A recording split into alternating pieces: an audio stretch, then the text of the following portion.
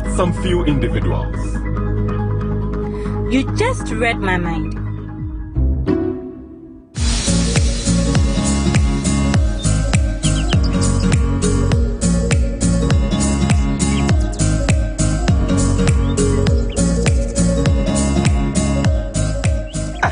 Why must someone come and spoil all that has been built for over 60 years, and we still need to build it again? It's all because of the future of our children and their children. Building the Ghana we all want together.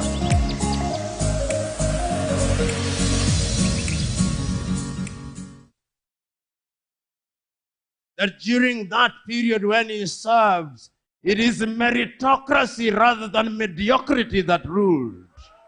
And I'm saying, therefore, that as we commemorate the life of John Evans Atta Mills, we must be warriors for meritocracy. For too long, in the continent of Africa, including here in Ghana sometimes, we have allowed men and women who have no credentials to rise to high heights. John Atta Mills is telling us the time to stop is now. For too long, we have had individuals whose only claim to fame is avarice, rise to high height. John Atta Mills is telling us, no, we should not.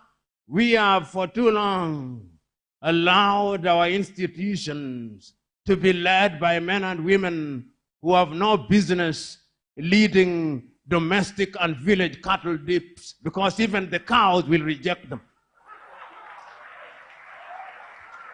So today, we are here to celebrate a great man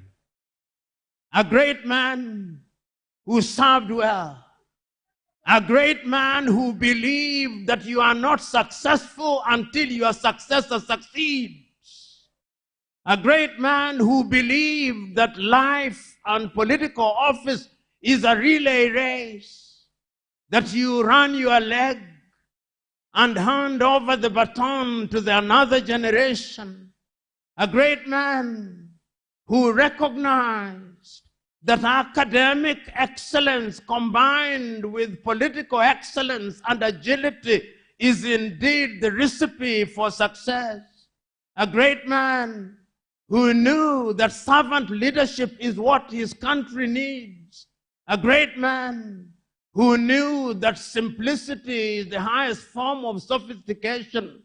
A great man who recognized that equity is the greatest form of development, and that is why we hear testimonies where men and women during his term were judged not by the color of their skin or by their gender, but by their character. That is the man that we need now. That is the man of whom I speak now. That is the man whom we are commemorating today. And you know, when you speak about such a man, you don't speak for too long because it is unwise to do so. When you speak of such a man, you only touch that which is important. And when I speak about him, and as I must not speak for too long, I remember as a young student in 1979, I remember reading a book that in some ways spoke about John Evans Atta Mills. That book is a Greek tragedy.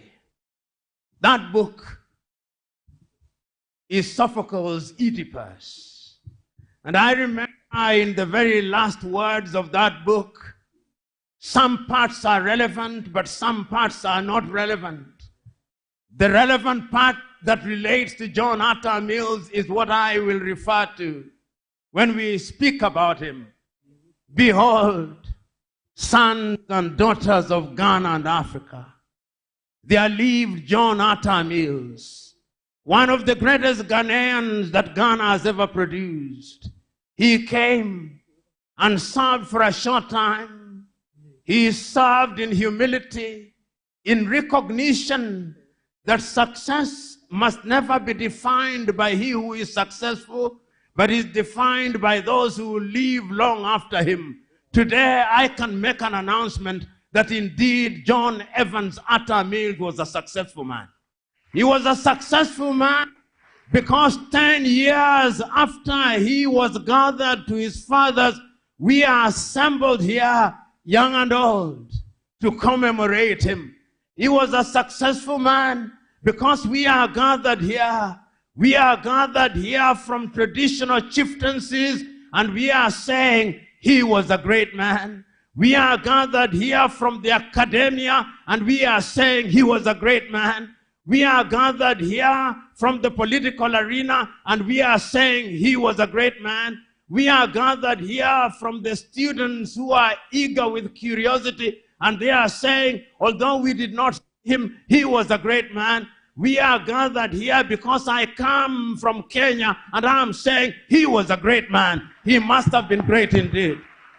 And you know, the only lesson that he now teaches us, particularly to you young men and women, he is telling us, I came, I saw, I played my part. You who are young, you look at the things that I did. Look at the things that others did. Emulate what I did, and go out into the world and prove that it can be done, because it must be done, and because if it is not done, Africa will never realize our potential. So I say with you today, John Atta Mills is dead. Long live John Atta Mills. Long live John Atta Mills. But like I told you in your office, I didn't have the privilege of being trained in the best university, but I had the privilege of being trained in the premier university of Ghana.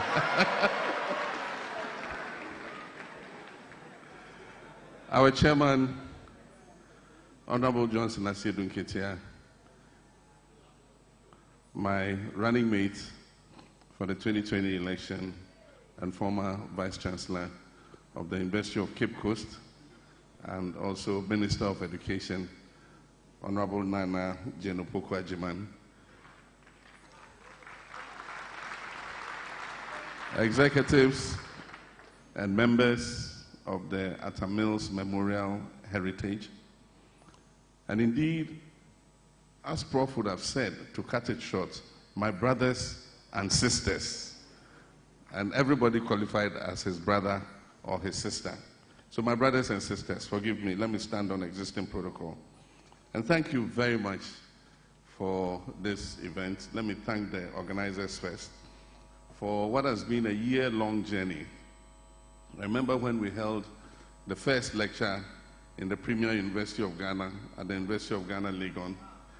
I had the privilege of being present, and it was there, it was announced that the lecture was going to be taken around the whole country.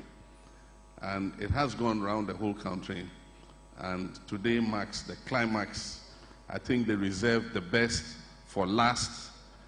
They reserved the best for Kwame Nkrumah University of Science and Technology, which is named after the greatest Ghanaian, the greatest African of the 21st century, if I remember. And that's Dr. Kwame Nkrumah. He was voted the greatest African. And so it's no wonder that an accomplished lecturer like Professor Lumumba was invited to deliver this last lecture. And I won't attempt to dilute his lecture, and I've learned his wisdom that when you talk about a great man, you don't talk for too long. And so I'm going to take the wisdom from him and just say a few brief things about Professor Mills. Last Monday, we gathered at his gravesite to honor his memory. And all his comrades, friends, family were present to honor his memory on the 11th anniversary of his passing. I remarked that day that the weather appeared the same as the day he died. It was overcast, it was a bit chilly, and the sun refused to show its face virtually the whole day, as if it was reminding us of that fateful day in 2012 when all of us were shocked to hear his passing. For those of us who have worked with him closely, will forever cherish his memory. And that is why we continue to celebrate his life every year, not because we want to worship him, but because his attributes are in such short supply in Ghana today that we need to continue to celebrate him and to repeat his attributes so that those in public leadership, those in leadership today, will learn from the man Atta Mills. Much has been said about him, and so I'm not going to come and repeat them. But we know that today, as Professor Lumumba said, Africa is in crisis. There's conflict across the land. We have the activities of terrorists and insurgents all over. Our countries are in economic crisis, and there is anarchy in many places. But I'll single our own country, Ghana, the black star of Africa, the country in which a lot of people held high hopes in, the country that led the liberation struggle for Africa. And to say that much the same as we see across the continent is happening in our own country. Our economy is in crisis, and there is hardship across the land. Corruption and theft have become the new normal and not the exception. Impunity has enveloped our land, and public officials carry themselves as if they own the country. Ostentation has become the hallmark of people in office, and arrogance has become the prime character of the current leadership. Now, if you look at all that is happening in Ghana today, they were completely contrary to the attributes that Atta Mills espoused. Atta Mills was a man of integrity, and all of us can vouch for his integrity. He was a modest man and didn't need millions of dollars in his house to survive.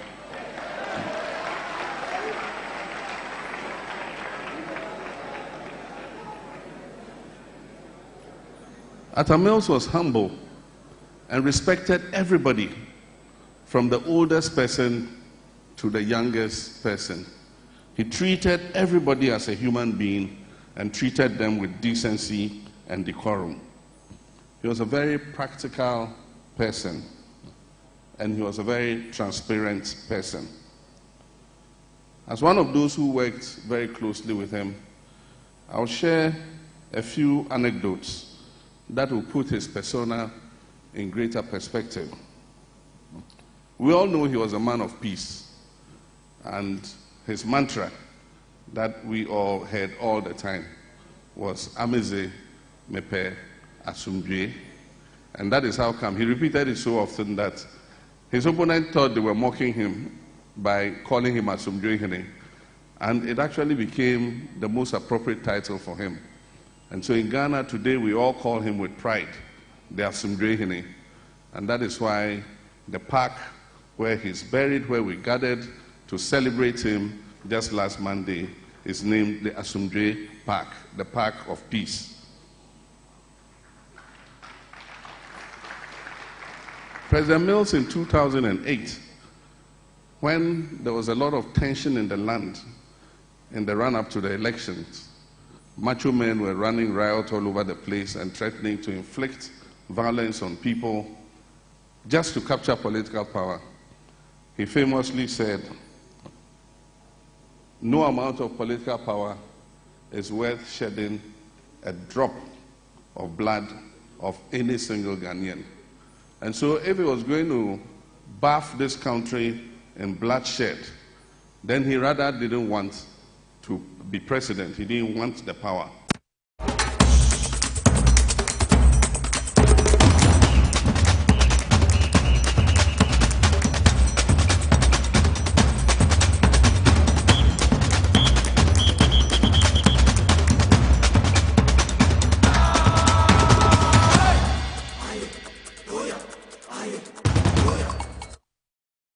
Live on TV as well as it was on Power 97.9 FM, the hottest and the biggest conversation in Ghana inside politics in the day, bro. And a Monday, the 31st of July, 2023, in the year of our Lord. In all the 16 regions across the country, Facebook Live, Power 97 and TV as well as Ghana. All like now was TV as well as Ghana, Power 97 and also on YouTube as well as broadcasting. Midi Eddie Mugabe Maase ubetimi afreme atan kolega biga na enem nsama yede ebra won yebebo awura kolebu aban ayaresabia nsama ekoso ho nyina eniema enya adwuma ewo kolebu aban ayaresabia nyina no enjes no ebo awura ho awia biem ya yede nyina ede ebra wo ewo TVS wazet na Power 97.9 FM nsofofo mo nso no yebesan abo awura asantematemu asofo mienu akukudafo mienu na akasa efa eye MPP 2024 on chances ni nyina so nsema ene yesu nkonya tena sei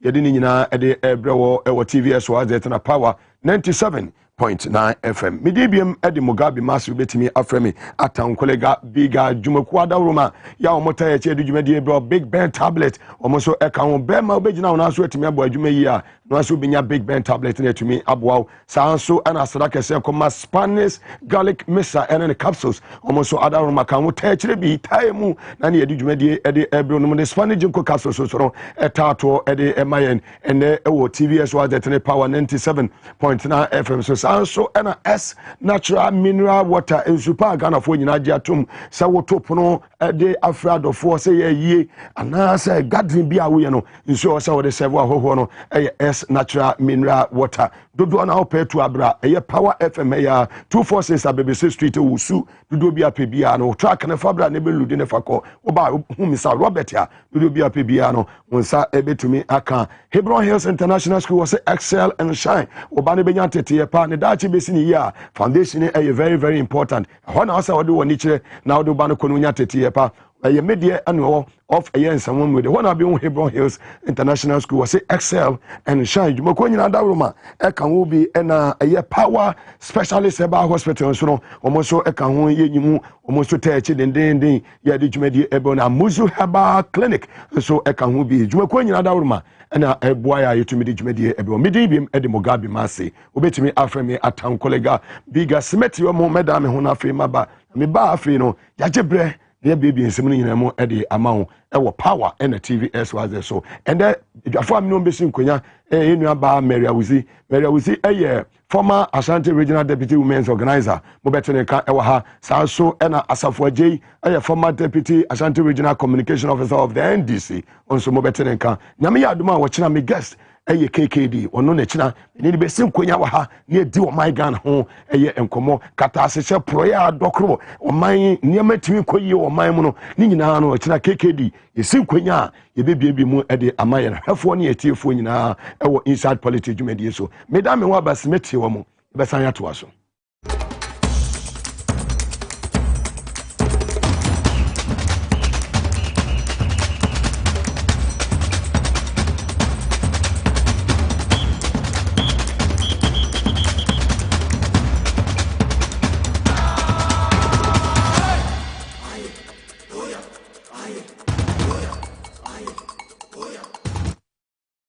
fire live on TV as well as also on Power 97.9 FM with 900 million angels on God and enumere baby and something in mu e de amount no senior isitie o mai wo mu no eniema enya adwuma e wo man no bibia bia sector bia be bia no eniema atete apansam ya chese o man eniema na do so otimi de tu nakwam na temamfo ehoto wo mo no enya de se na do etumi eye eniema miesa na mede ma wo wiei ewo kolebu aban ayaresabia kolebu teaching hospital sisia make say oxygen asoto ewo kolebu aban ayaresabia sisia oxygen plant ya ewo kolebu aban ayaresabia no oxygen plant no asai as your chief executive officer wo kolebu aban ayaresabia ho a busumi bia yetuaneka oxygen plant ya ewo kolebu aban ayaresabia me say oxygen plant no asai she hospital to say kolebu aban ayaresabia very big hospital like kolebu aban ayaresabia na oxygen plant yet asai me no ekase wie ya Kolebu aban ayaresabia Kolebu teaching hospital a surgical ward lift ya ye obi operation wi a ye dini free theater o se ya den ko surgical ward no lift no so asai. And we have a CEO there, your chief executive officer there. Yeah, Musumi Bia so you Tianika. Kolebu teaching hospital. CEO you Tianika manager there. A Juma ban wobo. Surgical ward. I mean, when you Juma left and ya Juma. We ya oxygen aswato and oxygen no omo the contract at the amount a year private might be no supply oxygen no at the Kolebu teaching hospital. Kolebu teaching hospital. What is wrong with the oxygen plant? They should come out and tell Ghanaians. And we have a sector minister in charge of that area. Ajamamenu, the man is not doing anything.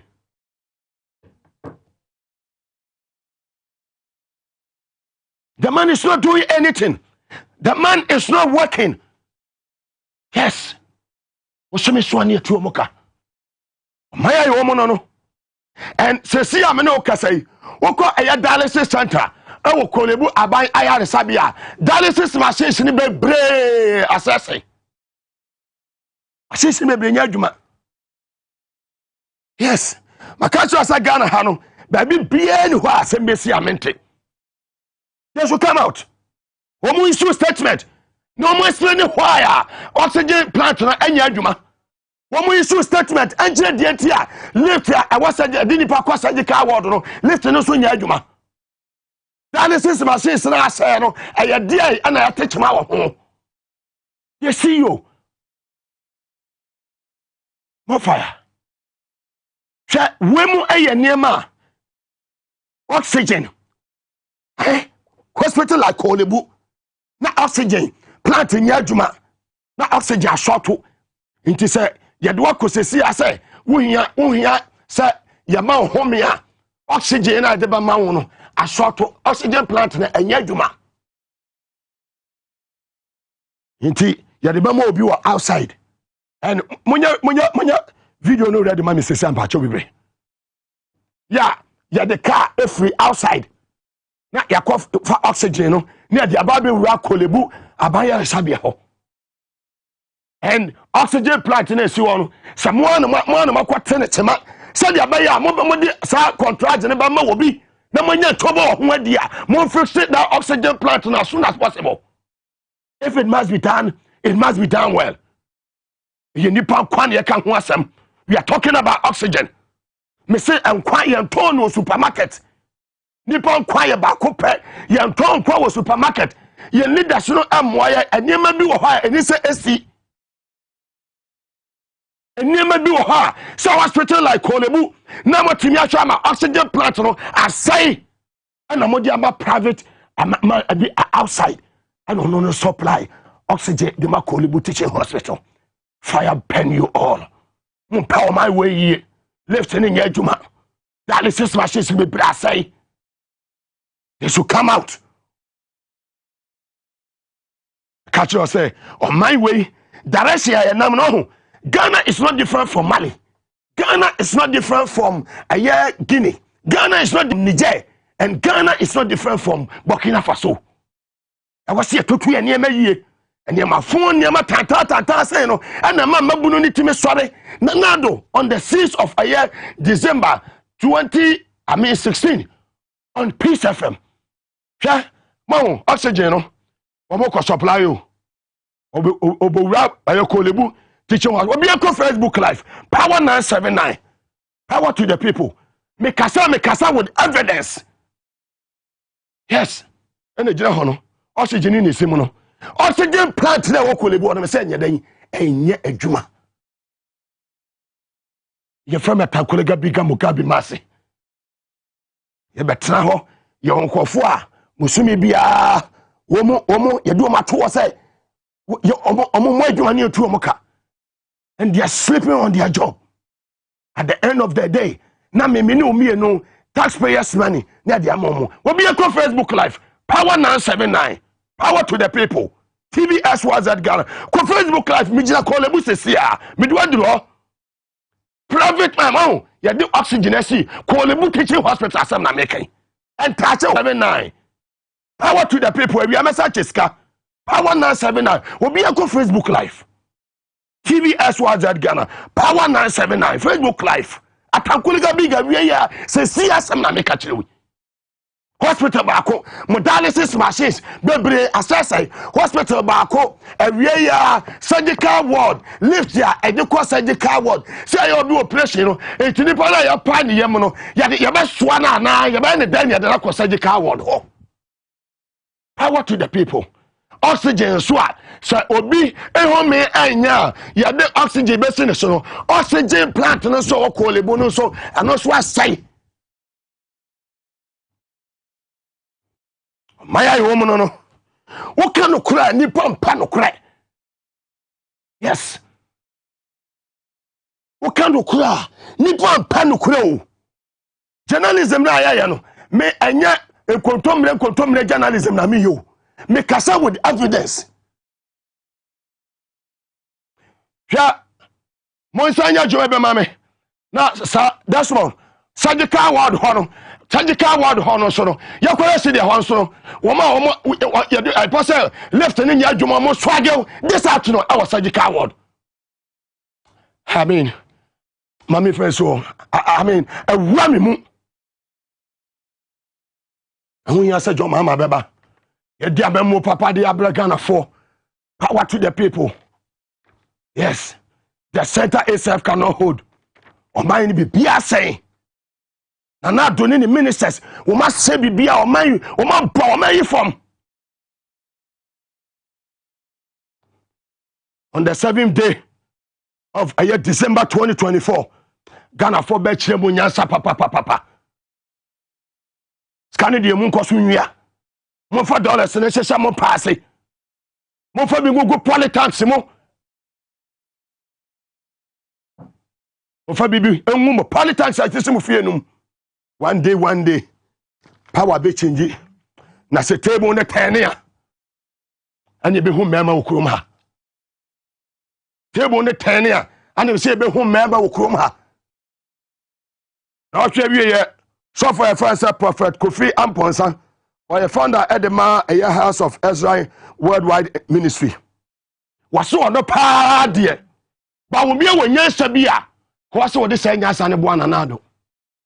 So when to me amfa nyansa na amana na adoa wono maka se wono the Ghana be different level e wo hefa wona afikini sa Sophia be kana semi in 2016 about a week to a year 7 December 2016 anado corner sorry se Ghana for be kai wo de anado tra konya so ebo na pampam e de anote where you stum na anado so se mo be kai sa sa sofuna wono ana sesei wabeka sa ensemwe yetie sofuna se mo de atodwa no man ka sentia asase dance en ka so man ga na enye yeda kapita ka sa pe wa do me ho amen on kan chaba o me asa me tiase ni man ni president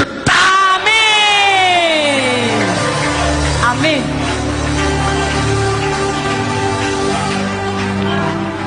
say the Lord. Mon cancer mo ba o mi answer me. So me tiase me na me tiase. Only president. Amana ya ne dia. No, ya ne dia. Amana ya ne dia. Enye ne dia. Never. Onu mi yansa mo anfa mo akufu ado. Power is. Oka se be ma bia ni Ghana o. We dey be ma pa on sale. Come in. Amen. Oka se obi betima kasa se dia me kasa. Oh. Power is speaking. Na concept mo ni die bu be die ati. Ana ukọ party office bi aba o me pictures nkwan na teta. Ono nkwan na eniba. Party office bi aba o me pictures na teta. Just what be the president one year sika. Onya vice president sika ba na na wo.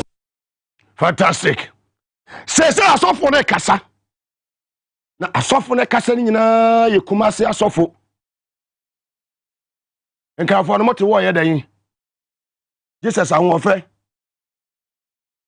Ono so sa Joma ma 2024 obekọ bidin kunim. Prophet Ebenezer Adakwa Yadom. Ebenezer Worship Center. Ewo Asatema Temu. Ono so akasa.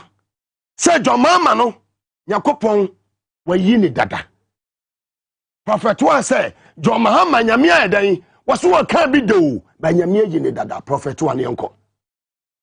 Enkwesishi ma MPP for. Akonya no onyame dia mandisi for dada. Nation's prophet.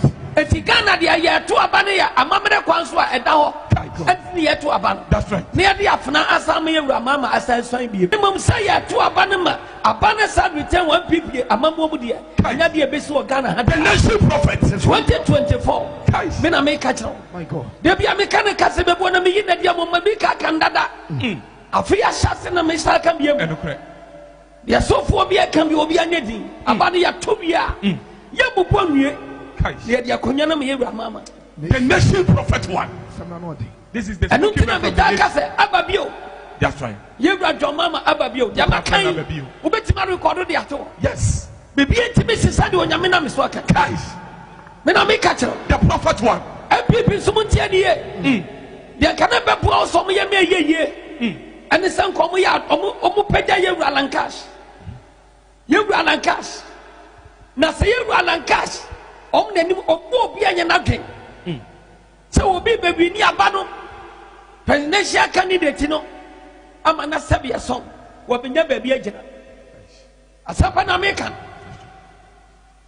se no alankash kura mpo ne benya anu ye no nyam de ma MPP for ya wo nyam di CC party no no man fa ma ono so oba 2024 nya de obetimanya that's right abaya president na momo no so woman fa abana mayewura alankash as a presidential candidate ya and you go send me your west grandpa chen some comedy man guys what do you for that obi be antimi nyina no the nation prophet mo recorded the American photo nobody can change it o man here you from motive for Beneza the prophet one the nation's one yes go me and ya mitaka manutu manem no bi hunu bibi chame did Yamakan and one guys akonya no na kaduru yedu alankashi so ewo MPP amamuom so obeye presidential candidate that's right Adakwa Yadom on a yeso for penyin oda Ebenezer Worship Center no ewa santemetem no so ne dia wo de abibom eno no live on TV as well as also on Power 97.9 FM Facebook Live Power 979 TV as well as Ghana YouTube as well as broadcasting all like it now we share Facebook all like it now we share Inside Politics, your #1 political talk show in Ghana. More fire. Over the weekend, His Excellency John Dramani Mahama Edin Eniche Academic City University College. Now, Odi Onjume Dibi Oho, no Koyano, or the Ensemble Etuda, FA, yeah, school no, any footwear, what the ma school for no, Womo Abrabomo, any woman Dachi, said it was a Enyama Esi, Omototu Moniema Eye. His Excellency John Dramani Mahama. Remember that as graduates, you are ambassadors of Academic City. In leveraging on the education you have received from this reputable university college, take time to comprehend the world around you, challenge the status quo where necessary, and make a positive impact wherever you find yourself. And most of all, think outside the box. Perceive every task with a new pair of eyes. Prepare yourself for leadership tasks. Use your developed competencies to provide leadership in solving challenges at home, at your workplaces, at church, at the mosque, and wherever you may find yourself. Celeste John Dramani Mahama S1A2 a school for no foe. Say, or more person, they won't ever man your sumono, or more every year, said the Baya, the Bibia, or more Ebayano, Katasha, and a Proyano, or more so M5 and see more any so. John Mahama. Students, for some of you who will find yourself in politics, I wish to sound a note of caution. As President Akufo-Addo said, if your goal in coming into government is to enrich yourself, and I'm quoting, quotation marks open, if your goal in coming into government is to enrich yourself, then don't come. Go to the private sector. Public service is going to be exactly that. Public service, quotation marks close. Very profound words spoken by the President more than 6.5 years ago. With what is happening today, I'm sure the president himself does not remember that he spoke these very wise words. The day of accountability will always come. And with the increased awareness that Ghanaians have, Ghanaians are demanding to be citizens and not spectators, as the president exhorted them to be. Leadership is full of challenges, and you cannot escape these challenges. Leadership is, however, exciting when one focuses and pursues a noble agenda that seeks to serve the best interest of your people. You need to eschew the unhealthy temptation of using leadership positions to promote personal, sectional, or partisan interest to the disadvantage of the organization or the nation that you have been chosen to serve. In addition, you need to ensure that you do not use your leadership roles as tools for settling personal scores, victimizing people, and promoting discrimination. Your kind of leadership must unite and develop our country and its citizens. As graduates of ACUC and leaders in your own right, I demand that you encourage different shades of opinions. Do not join this self-centered model of leadership, but rather I expect you to provide leadership that will strengthen our public service, promote competence-based staff engagements, and strengthen systems in our public and private sectors wherever you find yourself.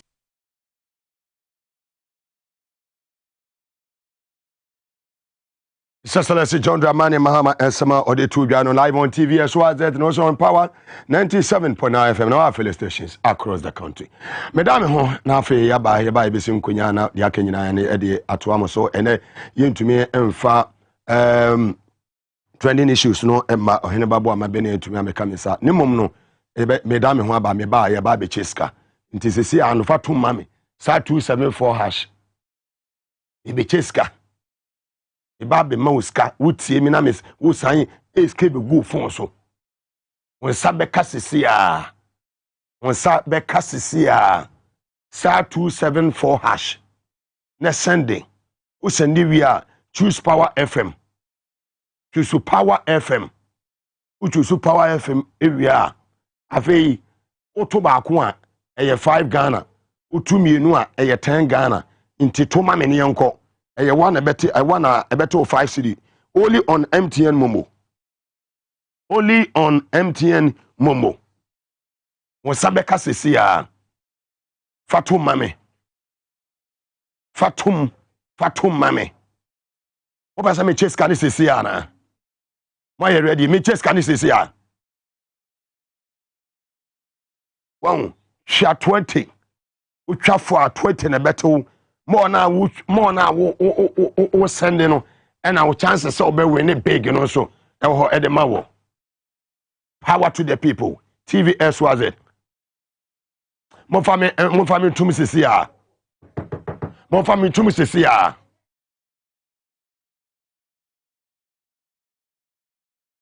power 979 TVS was it Ghana afiyako 8 7 5 4 3 2 1 Yako ubedisika sesia ubedisika ubedi laza kodi what you say ubedisika sesi utie sesi ni eche uska uhwe TV neska begu phone so only on power and a TVS was it. Only on power any TVS was it. One a very lucky winner we Sa 274 hash. I mean moto sisi anenko. Sa 274 hash. Select power FM number 1. Afi fatu mame. Power 979. Ube win big. Now what be you give it out 50,000 Ghana. Hello, any I didn't be a free. Pastor Fremi Kwabine Boom, Kasasi Ashama. Udini bim. Kwabine Boom, Kasasi Ashama. Kwabine Bo, Osaka na. Wasaka say ne begu so 500. 500 scan all the there na catch up power for any TVS was at phone nyina. Scan there the same business. Sana be am business be ko nim kakra. Fantastic. I mean, you da say. It you for say. The country you for say, we are more than on Trebi. On Sunday, on Sunday, settle the problem today. Fantastic. On for Ashama, Ibu, Abigusa, and 500 Ghana. Also, be lucky winner, star 274 hash. Now, what you saw, Power FM number 1, now free. What they are 5 Ghana, 10 Ghana, 20 Ghana. I feel uncle, Master Rule, my many uncle. Me charman Fuska. A charman Fuska. We are staff for you, who basso cry, me you a friso. Yanko, Ubi be diska. He be go before so. Ubi be go before so. I feel yanko, Ebe gusu. Who bad be nyesika when Sabeka Sisia. Yes. Yanko, we are lucky winner. I be go for no Sisia. Sisia be go so. So what me oh baby I bet me a kadi yan say I register MTN Momo. More fire. Star 274 hash. Power to the people. One lucky winner no. Power to the people. One lucky winner. Obi abegu phone no so check it. Ato. Hello, mini audi. But you kasa free him. Me kasa free Odoko, ofo ne dia na abegu so Osaka. I'm asking me message yanka be behwe. Abegu so wade. But me can me why? Wadawruma. Thank you very much. Abegu so amano 500 Ghana. Well, mama na me homra. Na me da me ho ba na afia sinkonya ye nua ba Maria we see abetena se oba hema ho feso no woni ahofe ka ndc mu de bia meka mema nyakopon de ahofe no de amayen de ahofe amayen nye se ye ba power ansa ne ye ba be ahofe o ya ahofe no de amayen dada ehu ma betimud na woyi ohu meya hu say yes emanie ye na ehomra ye ba mesa chiska asafo jesu atena se ye ba sisia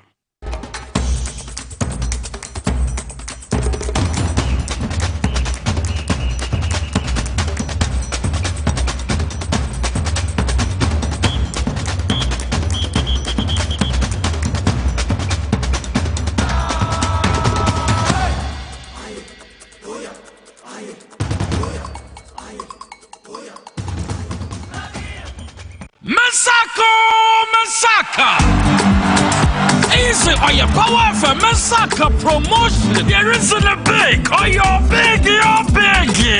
Separate enter Power for Massacre promotion. More day I never dial star 274 hash. Star 274 hash. Area now choose Power FM. Now select the number of drawer and put in the draw Krubia 5 Ghana to the spec. The more as a rush draw them when they stand the chance able to marry in a big. Hey, you're big. Every week you saw your 50,000 Ghana citizens in your chair. Hey, 50,000 Ghana citizens. Knock off your goodie last shot. 274 hash. Massacre. Power for Massacre promotion. It's licensed and regulated by NLA on Caritas Lottery Platform. Kaida drawing Shashada home. Score HD, the new exciting football channel, is now available only on HD Plus and brings you football from around the world. Watch Sadio Mane and Daniel Kufitre in the top weekly match of the Bundesliga 1 and DFB Cup, Primera Liga, Copa de la Liga Profesional, see Ronaldo in the Saudi Pro League, as well as daily sports news every other hour. Also, get updated on Messi and Mbappe on PSG TV and many more. Feely on HD Plus channel 151. Agronaede, HD Plus, the Feely experience. The serene environment fits into the goal of the school, which is simply to provide excellent educational foundation for your ward's development before they commence primary education. At first glance, clearly you will see why the school is called Hebron Hills International School, as the building stands tall overlooking town. With a Montessori style, we have experienced and dedicated staff and trained teachers. Our small sizes classrooms are meant to enhance teacher-focused approach where children get one-on-one attention from the teacher. Hello there. We are open at 7:30 a.m. and school closes at 2:30 p.m. After school care is from 4 p.m. to 6 p.m. while early drop-off can be arranged at 6 a.m. Hebron Hills International School is located at Midye off the Nsawam Road.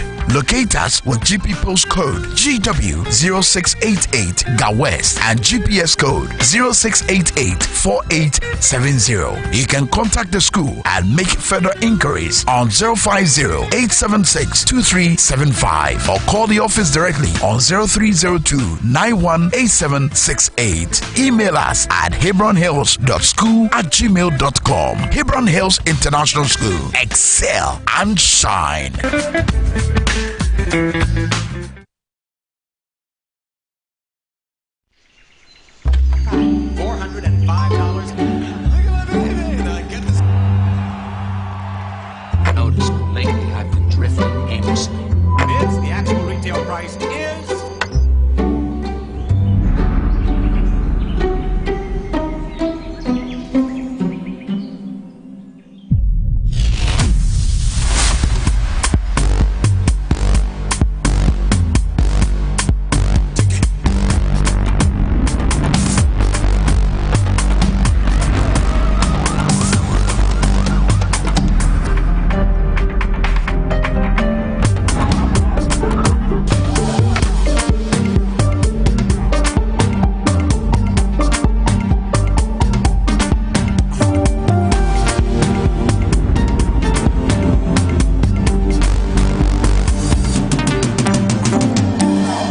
Cine, exclusively on HG Plus channel 115.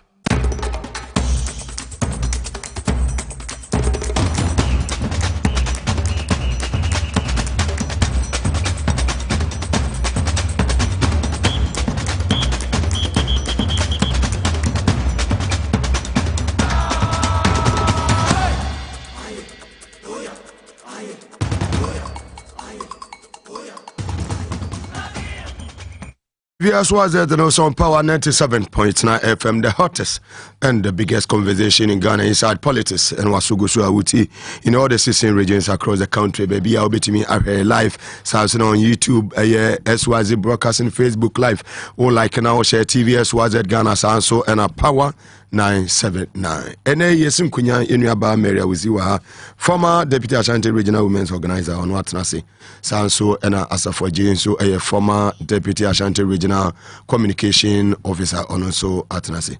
Inuaba, Papa Mary Mwakwaba. Yeah, Biaboko dear.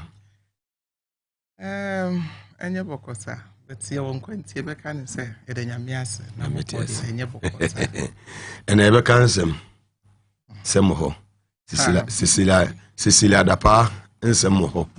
And kind of for that answer, dear Elho. Prophecies in Sunoba neighbor. Savaji Mugabe, Biaboko dear. Uchedi ampondi onimedi ni ye but ahun chire wo mu. Owi school no ya na body na house e ba se weja see utimi da na jo. Wani tia. Very well. Utimi monitor na makakra. Kenoforiata ansana ya eja. Utimi monitor na makakra ho. Kenoforiata say wantimi ameka asem papa bia. Because your dollar no.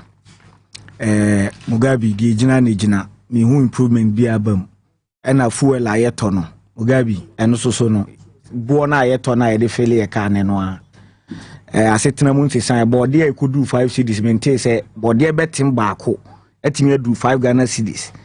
Me asa for jamming kwana me take crown say me difufu no edding cause so cause or top body I say me talk and non 15 cedis and sana banche 10 cedis. Sana Mugabe nama wo de beye aduane so imagine obi a owo yire ewo mabe miensa na opeso ofufu enka nka bi oyi 20 cedis bi kra na anka obetimi abo akohoma ne ne yire ne ne madi fufu no enne etwam 100 Ghana cedis what you say obi a oton PK ewo circle ebetimi ateki no be 1 week ne bi 100 Ghana cedi kra no onya bi because PK na mu a oton na yesen Nimfa so eda so ye be 10 pesos 20 pesos PK dodo say no betimi aton in a week a obetimi kura nya 200 cedis physical cash ahye no ti Mugabe eno man koyi enye brofo ti na ye ba Ghana ha brofo we mu entoponko kasa tenten entoponko de ye hwehwe ne say ye be hu say practically fu abo na e ba form practically okoto dollar na ise on say e wo form practically ukọ market say ukọ akodidwa what you say ene ema Mugabe omunye oforiata ne akufo adoboni bia o esoso pad sanitary pad aye time kra ye chiche bi free wow nipa MPP ni ye friend saying Samia Uku tena was a demonic ye de akwa ye rituals ni pese ye chede ma Ghana for ma wampene say ade no ma Ghana for adwen say wo ho say wa wo bedi bia kra hwe bibi be ye wa na obetimi ahwe wo nkwa no ene etwam 20 Ghana cedis ni wa no e ma anya boni bia Nyankopon na abo mo sa mu wia mo sa pese mo de taxes cry den esan so to so e ma bo no san e konanim ti Mugabe ba bia anyo wo Ghana ha e no man koyie Muga mesi no man koyie T-row Mugabe ene ebi papa no one say echo 5 cedis de enye papa no T-row de enye papa no kra ne boofo no 3 cedis 50 pesos. You move on after years is la dapa afi uriya mini aba Mary within so de ne de aka ho Mugabe sisila dapa minim say prophecies na on de be sha ase na oh mami we de yenja no why me ba om di twa anwum Mugabe de wom ni say me fa akwanya so na suggestion na me de ma ye mpanimfo say wom say ye the media review budget aba but mami sisila dapa scandal na aba no emu odu o si etimi sustain no e wo media nim chire mu ma Ghana for eden eti ase Ghana for dodo na de o mo hwehwe ne se enye de kenofori atabe kan ye no se de na me kire no de o mo hwehwe ne se nsakraye bebo mo botom e na o ma brabom se ubu amamu papa na nsakraye na e ba enye TV so na abeba be ye ho announcement ana Mugabe boa say ukọ jom na ukọ didwa na say eno ma boa ba form ma Mary unim say no ma boa ba form e na ukọ na untimi so nto a unim say untimi nto enti media review budget ni de yebeja ma owura atofo sen mu o ma ye economics ni ayi no na o ma keka brofo no kakra de o mu kakra bi no mu ntwa so na ye nkọ de ekoso na ankasa Sicilia da pa de no ne ewurawura m nchim na Ghana fo ntiase Mugabe edikan asem ne sen ye asem ni nyina ne se yeti ho ene ekwu se obi akoye complaint e wo police station ena yakwa ko se ma Sicilia da pa oye minister of state edin se ho as a complainant ananye sa o kire se ni sika puduo over $1 million ye wia over 300,000 euros ye wia any some millions of Ghana cedis eno so ye wia entuma ne normal e kan ho de e mai enam so si police for nya hwehwemu na amaya chi ne house help for mu di sa adwuma no ebi muso o na se Ghana ha emra bia ansi kwan se odi sika ebegu dem and ma hu say some media houses some person mu defend this Sicilia da pay use ne and I heard it on OKFM ebodi wa men kroma unim se madam for no masa montimi fa no me defend obi a say ye Ghana city ne ye che no na gu ne dem pudu a me as for I don't have any problem dollars $1 million na eguni dem no eno na raise the question na even question na sika ni nyina Mugabe tiem ye power ha sika ni nyina e Ghana cedi mpa enam say onye private person na oye minister of state na Ghana sika fa ni table so na ye wa dance say bi mutimi inflate contract e je kickback wa chire cause ya tibi da ye hunu bi da enu nti every Ghanaian has the right so obenya a reasonable suspicion say sikano ebetimi abasa aban de yeden ewum ye de taxes na tuaneka enti mu amo keka na emra bia nu a esikwan so onya sika fa ko bank no why Victoria Hama komo no die enkomo keke na odiye but enam say ne appointing as a minister of state ne enim jumadia odini privileges ne exposure or when it comes to money nti John Mama who say there be adure kita ni one hwe na waguma ban na ni mu ase kwatran chen na wa wi a obi 1 cedi onfa obi taku onfa obi simple but the mere thought say me pay $1 million no a ni enim say probably ebetimi lead to corruption nti John Mama e ka so onkwatran chen eno kra na ye crucify maame no okroma say adenti na wakodi nkomo so onya $1 million obepe na de ono yakohu $1 million ne wone dem no you think oye more human than Victoria Hammond yenya no because oye MPP ni and some of the things me o TV so mo ka me time what Ghana for can enough is enough. President Kufuor they told us wabobra o ni sika da de wi ase ye renovating the fie aye ho ba se mo se kwani bi a odo peasant farmer na renovate fie obi a na wabobra no o ni sika papa bi di no eye den na afi de kwani a ode sika do ama na se wasi cheche e na renovate na do ba se hu ni fie na se de exactly ni fie ye woni ma ya hu de papa japade a no watonton ya hu. Number 12 video buy ya kwasi nyanta chika sase na nado aye broke $2.5 million and you take over the whole Ghana ya hu. So what are they telling us? They should stop insulting the intelligence of Ghanaians. It is hard there no more canon. Why? Mugabe, me no tie. Yentia was a mameno. Ye shushem ni a chino at the form rakwanso bakunye. Unim say never no say. Ma Mary or TS or bank say or copper dollar. Unim say there is a ceiling on it, ya capi. Say or per casa. She can only do a transaction of $5,000. So per cash, $5,000. The only time she can do $10,000, eh, bra o to coin, aquaman on it. And no crowd traveling documents, no passport, no BBA, Ebema bank, no answer now more than $10,000 now. Mugabe, anything above $10,000, eh, transfer, me what? The bank will transfer it if a legitimate business now, yeah. So utio bika $100 million krana say a legitimate business just submit the documents to the bank. They will arrange and do the payment on your behalf. They make what you say. It is difficult for anybody to get some amount of dollar no I wanted them unless the person is engaged in some form of illegal business. Mind you, the only legal currency you can say the legal tender Ghana higher the Ghana cedi. The Ghana cedis eti emramu kura no maame no wato mra unni ho kwan say utredi in dollar in the first place or Ghana ye nyina control Mugabe okọ London maame ma Mary tukwan ukoduru krom ho na ukita dollar kura na senye dollar no mudia okọ ya they will refer you to the next forex bureau to go and change the dollar and sign no ma accept it at the transaction meboa. So how come Mami Cecilia Dapa etiminya sa dollar ne euros no go need them? It is in the first place illegal. Because the only legal tender in Ghana is the Ghana cedi. If you are in possession of the dollar, you have to change it. Tina Meka say a dollar a cedis near quarter one them. We can look at that and look at say quantum no say we be na we be.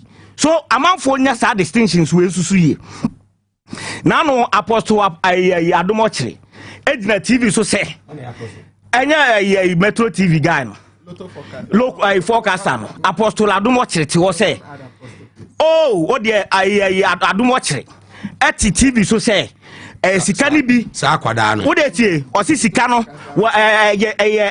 Sicilia Dapa nua ba ma bi edia e na fa enkosi kwaku na ntwi aye nyina nim no obantima nti obi ebie ne tiemiye Mugabe Sicilia Dapa nua ba ma na ye kan ye friend kwaku na ntwi shu mekan o ti bantima no oye shu tiemi o polish mpabo to the extent say shu nu kura oye no enye so obie ne shop no oti wo omu fie na e wo bantima no ofro abrosan na staircase na se e na kwaku na ntwi tia no oye ni shu eton ne ka o use obi a ohwe me TV so bia onim kwaku na ntwi bia no eye rickety Benz car bi Benz tete car bia nyina ne na so odu ni mpani fie so na otumfo hye na nimunya ma ne bedi akonwa ewo manhia anche kura na owui ena me no kase kwaku na ntwi yire ne mate wo omo $100,000 kro mu hu bi da eti se na Sicilia Dapa otimi behwe nyamia ni betwa ntoro se sika ne kwaku na ntwi dia abre otewa no obre batimafo ne kumasefo nyina nim se unua we na unfi ni mpa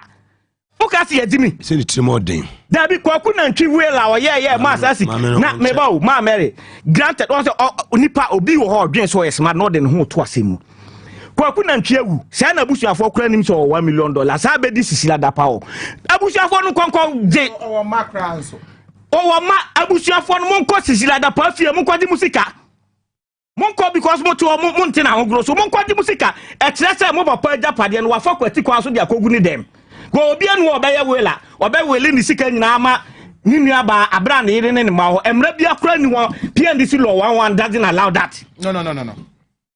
So why not willing pa PNDC law no on will no law 111 and play. We should deal with Sisilia Dapa. Share Mugabe. I say sometime be another dollar in cost room. Yebeka say, Kamia say abamu for women na say adwumade na bi montiase. Because me manya information say enkrofo we bi te say Sisilia Dapa mu except that $4 na di besie wo mo dem. No ma create artificial shortage.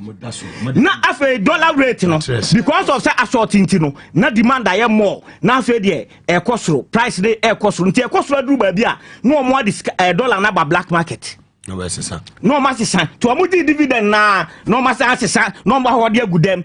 Enti they were controlling the black market. Makro. Minim say what angle na. Eye aban mu mpanimfo na ma exchange rate ne kosoro. Na omo dollar na omo beton aye den. Ama no manya sika no bebrebe no ma multiply ne dia kogu dem. So if you are getting it, what you say? Are you serious? And with our banks and they say dollar no, ye the brown one, neguha, one money a bejico. Won't they say bankers na your connection, a release dollar and man and no one or more or more black market in him. And persons like Sisilia Dapa, the echoes one of them, no, and one was account. Another point I also hear you say. DM Kwan buy a Sisilia Dapa to me what this amount of money wanted them. Ah, yet me we Sikano, utim say gugu bottom ne good dem ho. Enti ye twim no kra no. Onhu enka no na Mugabe wo na do 200 Ghana koto na ye twim wa unhu. Na yetimi atwi sky mu de bia sidan.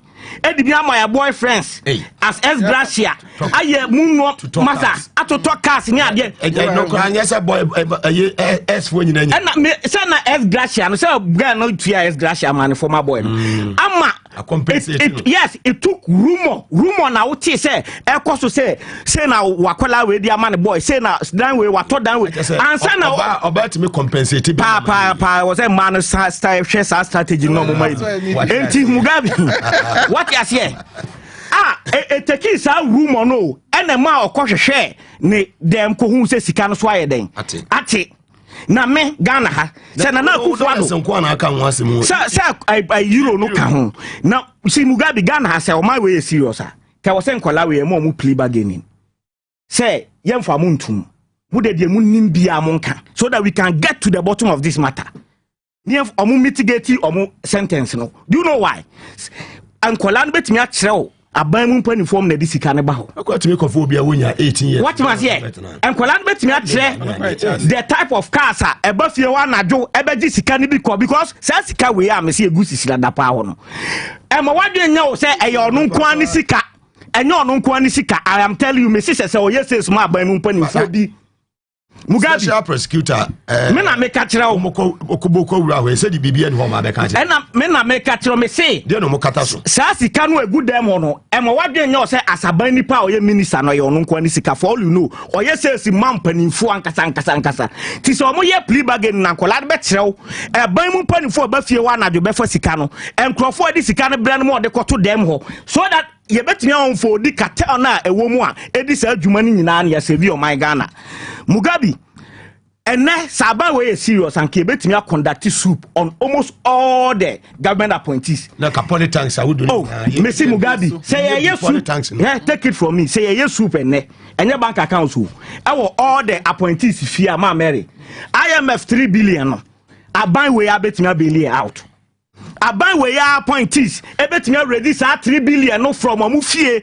sika o ma ho de dia good dem atutu amnade ahye ho omo politank omo di sika gum akata so omo barrels yesi ebi mu barrels na ehwe gum ni nyina na omo tua no politanks me say ye hiase akoje IMF sika aban we appointees nko abetimi abeli out na Sisilia Dapa fie nie na kenofori ate Dr. Baumia imagine what is Asante Bedi etuo na pomo Gabi mo amunam mantwe bie radio stations by heart adima manu negotiate a merry deal what you say what you say play Ruby anti Mugabe asem no asinhwe na bi mu ka se o asem no ehu ono abobra Mugabe nya asem ne ka ma me kire wo ade ba ku ni we easy to find Ohe constitution ma me say the more nya say declaration po the more omo stretchy argument no mo pass mama me obia wo constitution article 78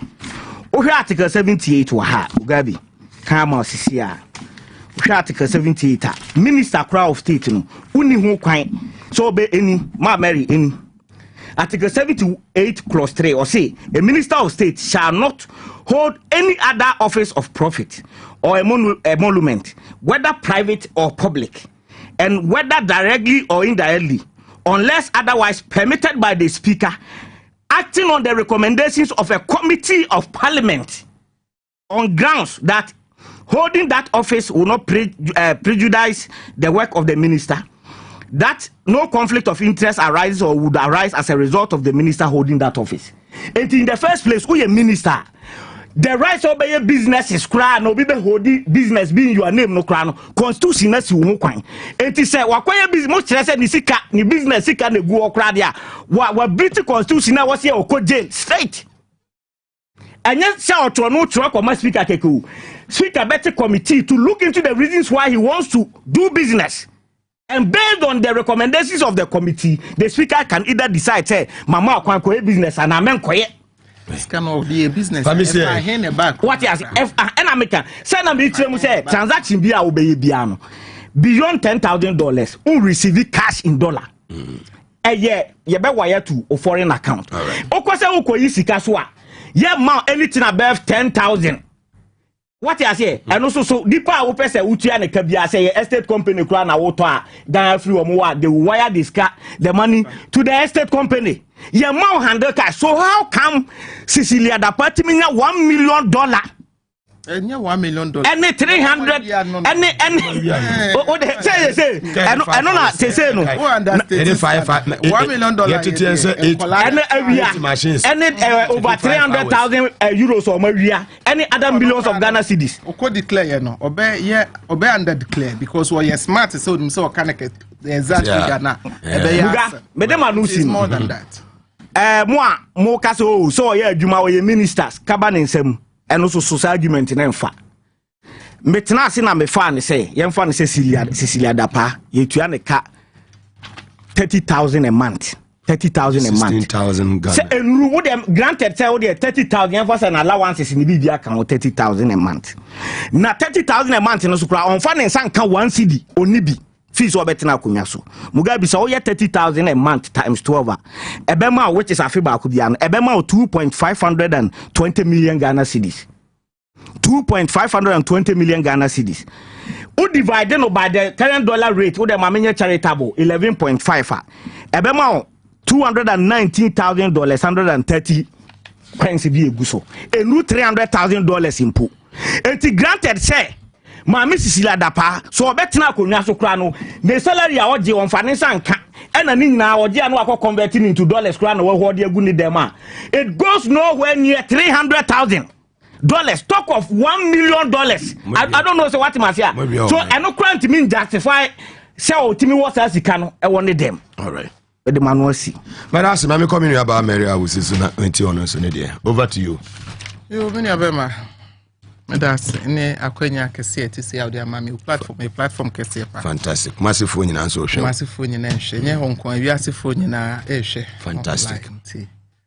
Mame fasa akwenya we na menchia His Excellency John Dramani Mahama one ne ho kani Mama Lodi enura na omuware omunya 31 years. Fantastic. Enye easy. Omodido ache pa 31 years. Yama womu etiri nkwanya me nkoso ana onye omadom na omu entena huse ya omodone so afe be man wo suban wo nyamisu oba ne so ahobrase oba na ni mrade so wo hwe ne ye hu no aban we mu no ye first lady na ye second lady a na ye so wo hwe ye ma Melody na ye so no yo nyame ama na Ghana fo anso ni mu ye chia ye ma Melody na so nkoso ambo ye papa John Dramani Mahama incoming president Omo ne chidom said you obo chidom na emaye. Fantastic. Muga ya mame ba ku kuma so chia Mrs. Apiajomo. Fantastic. Na one judge da bibi ono so wo Gimpa Faculty of Law. Fantastic. Na wa unu abema inshaye so former parliamentary candidate. 2020 ono so say ochia.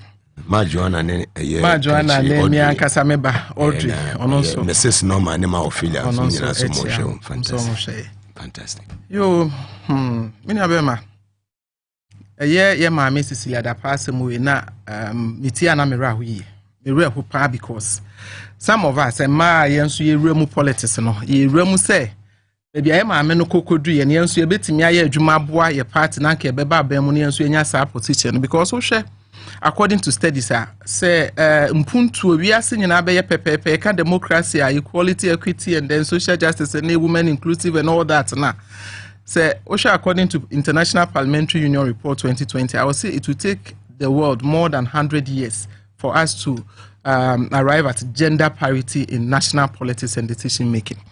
Inti nka ye hwese nka ye maame no mu bi sei enya akwanya akotena asoro ho nka ombe set very good example nanka ama yenso ayedi akire eba no so yenso yetimi ahwe wo ho na ye de yenso ama yesa akwanya ne bi na eda mi sa asem no wo social media in fact na ye me say enye no kre until me share that call feda me bie radio stations hwehwe TV so me say eye no kre pa say ye maame Cecilia da pa yem hye wo say obatan me de me yem hye me say obatan me yem hye me say oba me yem hye me say politician na ye pre inclusiveness na ka ye maame akodu ho na ka obeseti examples ama sa de no agba no chese me yem hye me yi na mare hu bebre say yenya emma because of your political differences in team any one greediness any almost selfish interest any the omu benya die stomach politicians ne so stomach journalists phobia timi akotena ho defended the undefendable. Can you imagine who defended asem we esen that caricature me oba enti asem na abeto ho no enye me there regardless of say ya maame eye MPP ni na me ye NDC ni enye me de because egu ewiase eman nyina ho fi eye historic maame na de awaye no ebi nsi Africa man mu ha Ghana akwa de yenti bi da ye hu bi da ente ya de a meme ampa meti ha de eye me asefem enye asemo a meka se me de ye politics because egu eman nyina ho fi egu eman nyina anim gu because e bia na ye ka ade ba akwa ye ka ne sem ema ye less corrupt ye can about corruption ye breti e mema e wosoro e chen ema entinanka ye maame wo ho ne nim se o ye maame obatan anka oba exhibit sa ade na obeto aso ama sa asem na da ho so ema ye less corrupt ema ye less corrupt no nanka to aso nanka pevuwe ma ye no bi nanka ye koye nim kakra it's very very unfortunate na matena se ati asem no mu ahwehwe ye maame Cecilia da pa na chi kakra ne private life ne ade ye maame wo ko 70 years wonyini ne ba ye ba kope enti na ho kira ye kom nyina ye maame ohu bi memete ye me ma ye 1 2 3 4 5 tiase me share university for me share secondary school for me share kindergarten for enti say me onokwa and justify sa reason is obeka se nti abai second 3 o minus second 3 obabesia betimi afa akoto fie now de wo oba ene wukunu na madaso sika no omodaso chese se sika we ehefa na beko na de ba akwa menu asafaje wo kasa nyana me hwo na metim wo de wo stick it to the $1 million $1 million $1 million menu abema enye $1 million asem ne ka ha because ye ma me no sabi o ye learned ashe ne records o wie degree o wie wo Legon o ye French and linguistics wa koye certificate courses bi wo Oslo ne ade enti onye obi obeka se obetimi underestimating an intelligence for her to go to the police station to declare $1 million no it's not $1 million sir me pa chawte na makana se massage ne kakra o massage no kakra because obetena se adwen ho ahu ni position se okono say na ebetimi aba abonten obedwene se pia ye be ya meden ebetumi ye pie ana entumi mpie enti ye maame no me se enye $1 million na ye wi aye de o mu wi aye no a o ko declare no o ye under declaration e police station ho na ade ba akwa me challenge ye maame Cecilia ne se so see there are some inconsistencies we were the declaration of the money from the police report and it say omo declare that was the first statement I saw no resignation letter I saw the and it say omo anya consistent with the figures on all the call here there then I think she has the right to sue the Ghana police because our embarrassment we know eso acoste wajuma woye. Apart from that, legacy as Cecilia Dapano, I think that is gone. And now, Onam baby, will be better. Oba Ukunu Wabusia for Pasetia for Nina. When take Ubi Pia is gone. And I challenge you, Mammy Cecilia Dapase. Or sister police for no a figure on the Barbon and any dear no contradicted dear. On see woman. No, my the right figure. And yes, I remember some catcher and says, "Sikana or control police station say $1 million. It's more than $2-3 million. They make catcher ya mamma no.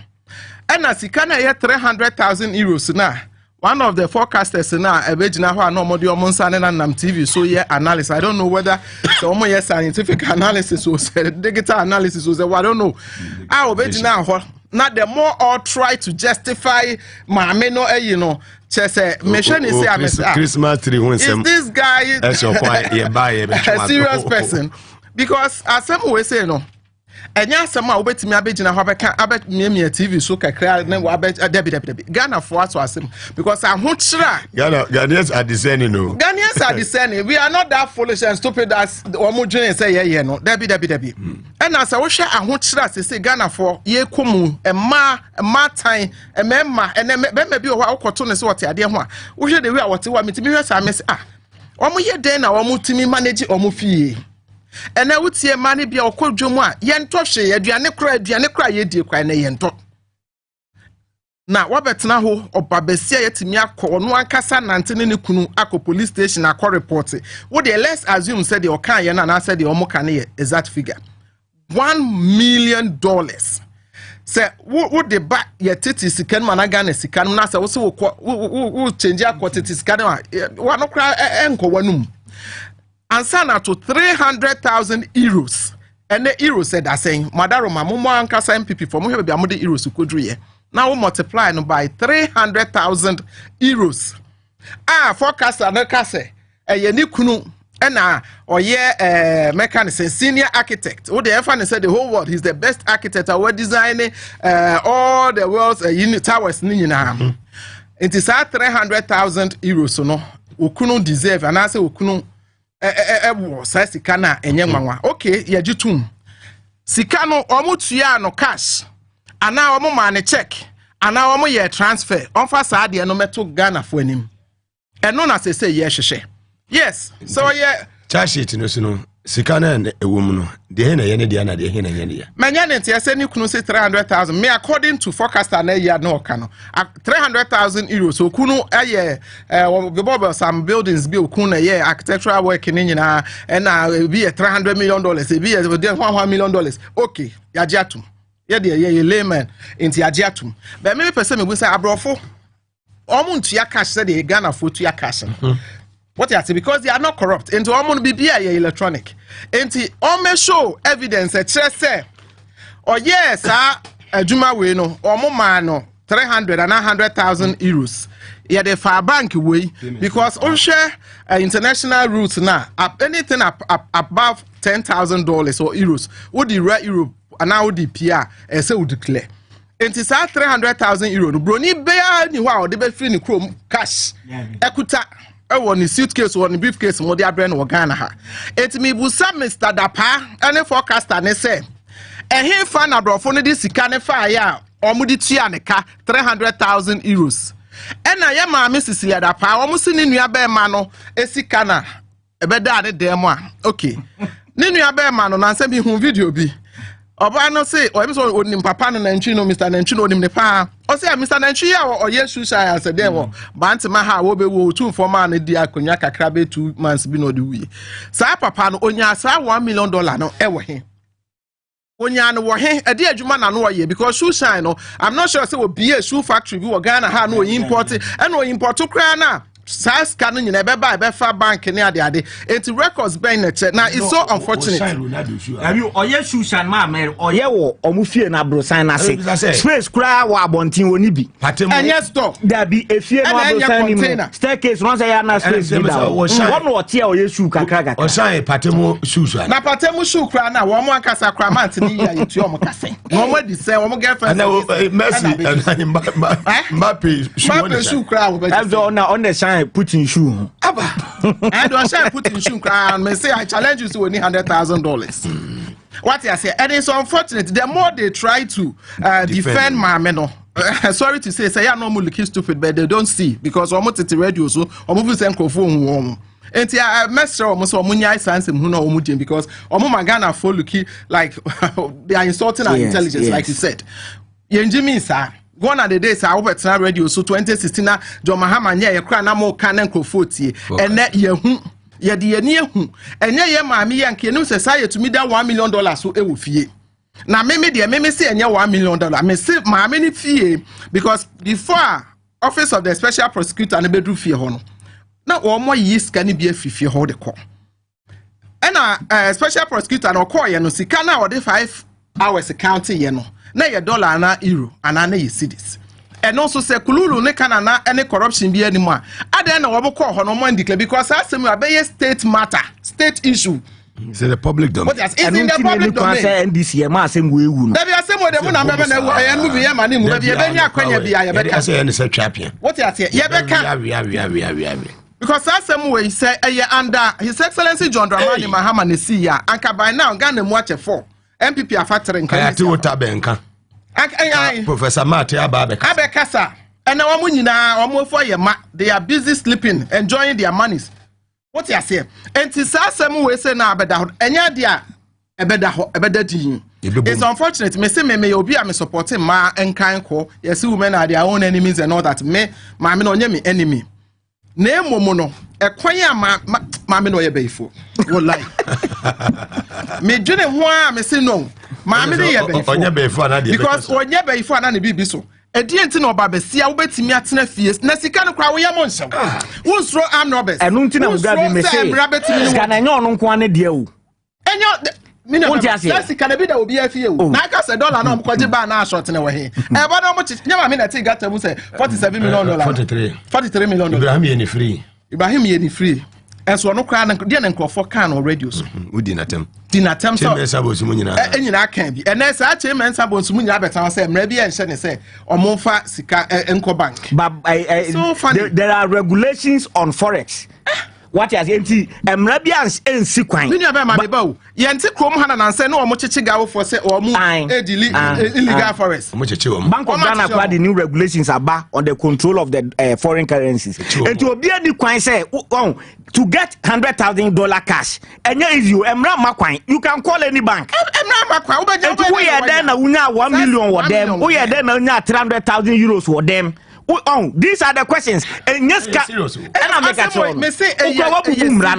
them to have 1 million cash stashed in your house. No, now so them that in itself is criminal offense. What you say? School feeding for soon. A commoding quality. Kolebu, a year oxygen plant. I say Kolebu, a year surgical ward. Lift ya Efroco. I say. Emadia wo enyesi kenti ade da form entina ye pa Kufuado a tell say Mugabe $5 million ye pa Kufuado a tell say the normal ekosi mu onye reshuffle bio cause onya ye reshuffle Mugabe yewu because ankrofo be hu say last chance omuhia na make say o de oma we mu oma wia kakra na ntena wa kopem say 2024 ba ma mere we mu no say ma mere we mu na kakra ye dey just say they are a bunch of wicked but o de fofo pa omu akom do omu san ba de Mugabe ene 2024 be du na Ghana one person akra ye ni consolidated account ka say na do e ka kire Ghana for say wono na ban mu de say na ban mu no obi be na adwen say obi pese ka de ya ne on penny baby ntina Amekai. Have you video no kame obi. Mekai.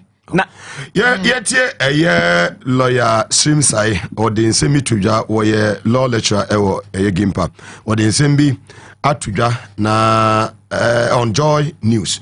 Yeti ne samo kan efa SSC ladapa esem.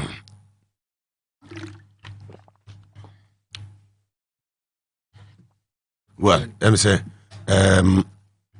won't try na mama me video no, Madaruma. Now, who is leaving. Do you still insist that the money belongs to a dead person? So I can see why a police will not be concerned about that line of discussion, because when you are dead and you have handed your property over to someone, and I assume that what she's saying is that the money has been given to me, so she's now the owner. So the police are justified in saying that you are the owner of the money. Now, as to whether what she's saying that the money has been transferred or whatever, that will not even matter in the job of the police. What they are doing, it won't matter because they are not investigating.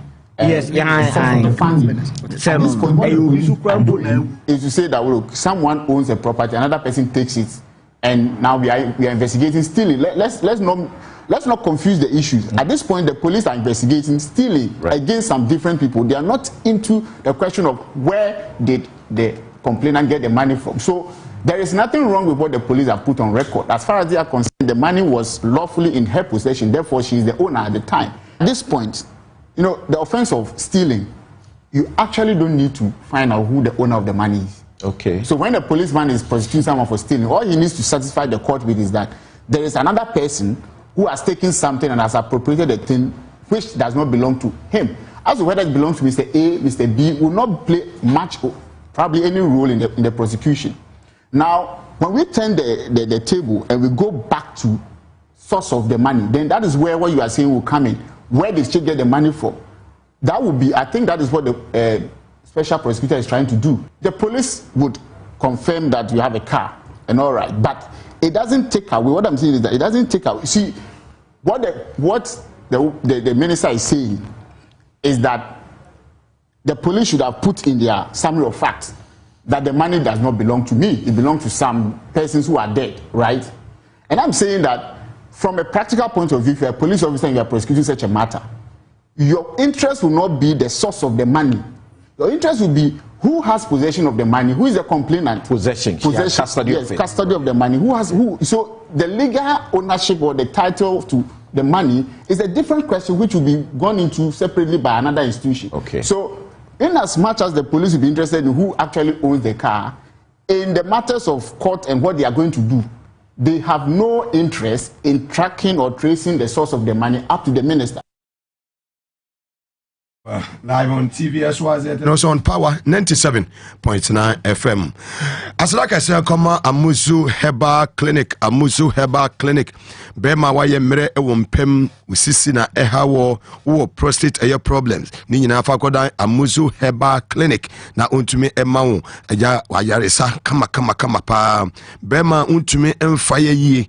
Bema de also fire near for wasafo agye no agye so nam we just say yes or bema mu nti for woni kire ho low sperm count bema hu nsu aye mre typhoid fever na house stomach ulcer enso tutoi pedua no waposo exesabro no I how for ni kire Amuzu aso ye sciatica na na stroke a Amuzu ebete ne te e de amount wenya hoden wodu ani kire kuma se otafo nhye so Amuzu junction moro market no nchemu ho na obi hu no sunyan yo area 3 Samson Akaso Amanfom Oben Amanfom police station no Ashama o Lebanon was to any cheta kradia or Techman so or Sa now do any Madina or main station na just send Melcom Achimota or Christian village when Puma filling station no and Edi and Shenimu Fed Dr. Amuzwe it was 0241 959326 na 0241 988884 Ofra Amuzu Herbal Clinic Dr. Ebeje Oso Dr. Amuzu Wasimuga Mishwesho ni life ewo office na nchake se nkoma minu aba Maria Wuzi ene eye asafo agye na mu bu adwuma papa Amuzu yeso yeda wase se woso odi we abanti honorable Maria Wuzi wa ha na asafo agye nso ewa ha yanko yenim na yemfa aseda kese nso ma power specialist about hospital oye oba Dr. CB wa wodi egu fibroid no atete wache wani kire power specialist about hospital no beboa ama bibia konkan ede ama won se sciatica ne hawo ana se kompo na etete wa wodi wani kire power specialist about hospital obeboa wodi kofka heba mesade aba obi abo wa kuhuku nye bi na no ma ebeboa ye papa yedi adua ya heba tonic aba mujedru ye sese ni pedua ne mani pedua ne gina ne na so brane ye de adu ya eba tonic no wonya bi na wonnom a etime boa ma otimi didi nso yie papa saa so na adu ya malamis no ebitu malaria na se ede ma won jirika jiri heba mesa no eno de wo ba ha TV eye crew nyina o cameraman no prince wo mu nyina chese afi wo mu nyina obi a yerawo jirika jiri emrate ya jatu mufia chese enya asem ketwa wo super bi nanom ebeboa wo pharmacy shop bi obewrem bia no obenya bi ato wodi wani ekire kwabenya ACP kwantempo no so a ho na obi hu eye power specialist about hospital krade wanaje estate yene custom rudo ne din hwani mu wo singa washing bi enche mu ha kuma se wo fi yase just bo filling station no enche mu ho wo putu ja contract kwantempo no so fenani antwetwe nkomo wo 0244 544 422 ana 020 03 83831 ofra power specialist ebejoso Spanish garlic mesa and capsules pb neno no mame obi a woda na dwa wo jonso be mpre na mpre num so ansa na ade ache obi a eja unipadua no pese wotwe kakra say gastric ulcer na eha obi akasa na kan free wonum eba ma mko mficha no ya say bob dwedwe menstrual problems ni nyina no wonya Spanish garlic mesa and capsules ni bia wonum ebabu yi papa obi wo dware wie kura na ho san ye ne hene na odwi ne ho saa wonya bi no ebabu papa ye the Spanish ginkgo capsules so aba no eboa improve eye memory and mental sharpness na say increase blood flow to the brain tipe bi no ntumi emwa for 0266 114311 now Spanish bejo so pharmacy shop bi eben obi abubram obenya bi ato Big Ben tablet bema waye mre ewo pem sexual weakness bema ejina so kura 2-3 minutes na asanjo o si jina so ne fro sa tankolega biga ujinema na ujinema na obona wo je 3 points eno any Big Ben tablet kope Big Ben tablet ni bito pharmacy shop bia kojo to intimen sorry wunya Big Ben tablet ya ebe kanya na manase ejina na naso bim First African Page Limited womo Wesley gomo ne de se no area bedwa so fremo 0551 551 when you're 18 years and above I'll bet me anom Big Ben tablet eye mema ene wo sa enum motumi dia fire mani meko nyina da roma kan ho taachiri na tankolega biga ene minu ya ba Mary awusi ene asafoje yedi dwumedie no ebremo well ba Mary obasan abomo ho kakra na se yenko yanim bum kakra ene pakakra ka ho ene yenko okay Big Ben tablets no na me ka ubitim se no binanya sisila da paddles ni bit ajeyi no Big Ben abenya sisila da abenya gracia ni bi ajiji aka ho nti jese wo ye be ma na obo adwuma yi a ono girlfriend kura ja na ko na ska be fia o be kai ska di bebe no Big Ben tablet oba no you good pa oba o kai na ex be ma no Big Ben nti be ma no Big Ben nti very well medase coming back to your mommy, Honorable Cecilia Abna Dapa. Asam your mammy no matiti ne honsem pa na according to sources no. Me akasa metie ni interviews bi ne ade on air. Or a very arrogant person. Muade na no kasa. Kafun. Onye scanner bedroom mpempenso bi a no feel say one ne beka sacrifice say we certain level be qualification be near that because me tie one interview be with one intern be no friend also be interview on sanitation and all that no be say we why no so your intern wo baby okacha say intern calling me if you don't even respect me at least respect my office. But personally I don't see anything wrong for an intern to call a minister because intern be hokwa no ayejumache no experience obi also cry or you public servant and obi also cry na be at say me say me co invest ma nyina wo ma wie it is be intern or be na wo me say me intern na me nye intern but ma me ne kasa o ne akola ne kasa ye so ye panyin so ye akola I don't know. I said to myself hey mami minister em say munya bi dru ho na the way I wo hu ne o ma no asesa and I wo ko ni kro mu pasa tia ho nso a omo ka ne ho asem. Yes, so bad ni kro mu ho a won kasa nipa ho wo be na hello no chem yes was hello no chem hello it's one of ni kro mu for boys ne bi video bi say ene wanya asem person e meka bi ma ye nka bi ma ba ha say hello hwe so na nya wasem na kodem What you say on a poor ma or madiji or musica can see and into a defended undefendable no more only credibility program will be answer. Ya mameno de me who say a maso say one Yankupon a bet and say baby I'll bedru be as say Maho Brassier ebe obra onwase say ya mameno no wa ho Brassier and kebi kwan kan nkola no enye no saade wi. Yes, in a driver be Jaya Juma. Na kwa ode ne driver no fast so and son a driver no aircon. Just a woman is capcan no pam no koya. Na was 7 untie ye omu untreat omo said on any pakra ena. Oh, untia. These are untia. Na say we be obet you senate and kon kofa kola o ye under 18 years maternity. A child labor. We a minister, you should know better. Enti ye mami de me hu ne say one. His Excellency can say posterity will be the best judge, no, and na edruho.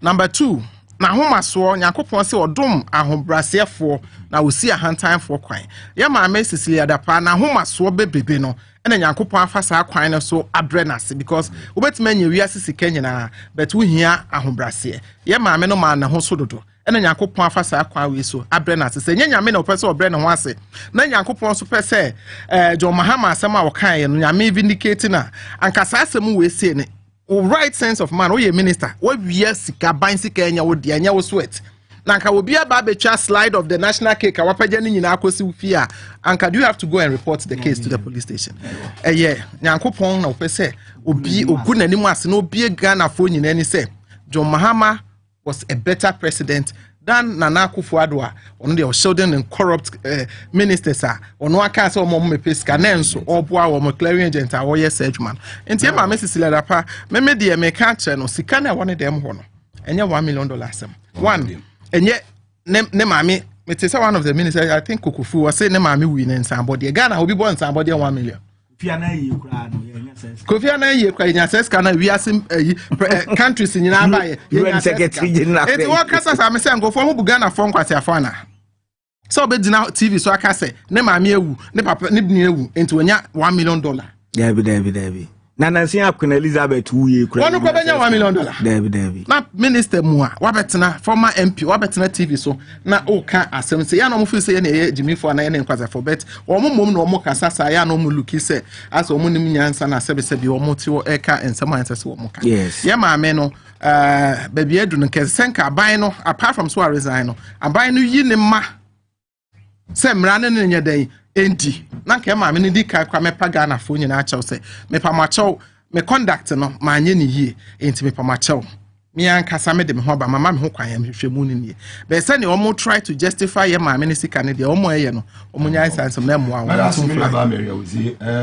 me si wo se me nchi sika kakra enti ho hia se wutie Power FM na yesan eche uska eno asa obedale eye *274# on saka ma me hu se on saka *274# na menche ene meche bonus aka ho menche nipa be 3 cca 500 Ghana na so mofa enye ehwe mo hafa ewie ya *274# na wa select eye Power FM number 1 na fi ska o bese wo to no obeto obo wana ebeto 5 Ghana obutu a ebeto eye 10 Ghana the fatu my Mississippi send only on MTN eye Mumbo network bianca won eye only on MTN Mumbo na fi send mame nebo eye wo MTN eye pin code no na wa enter na fi do no wewrum madam ma yenko ene emre ni ho emaye ntimo fa menko na aja momfa do no wewrum bi fantastic enti aye lucky winner enti wadawroma yanko mfamenko yes your money fast